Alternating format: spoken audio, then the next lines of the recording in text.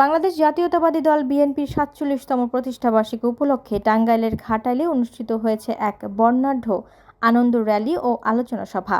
বুধবার সকাল ১১টায় উপজেলার হাই স্কুল খেলার মাঠ প্রাঙ্গণ থেকে এই কর্মসূচির সূচনা হয়।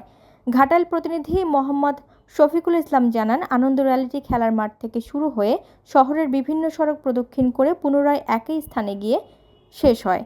স্লোগান, ব্যানার ও ফেস্টুনে সজ্জিত র্যালিতে দলীয় নেতাকর্মীদের উপস্থিতি ছিল চোখে পড়ার মতো।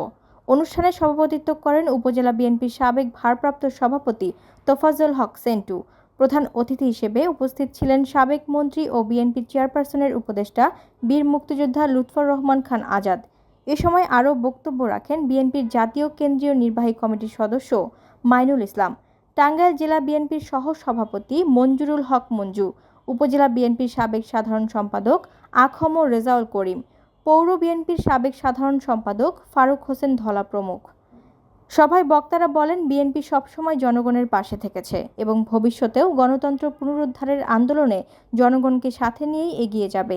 এ সময় উপজেলা যুবদল, ছাত্রদল, স্বেচ্ছাসেবক দল সহ অঙ্গ ও সহযোগী সংগঠনের নেতাকর্মীরা বিপুল সংখ্যক অংশগ্রহণ করেন।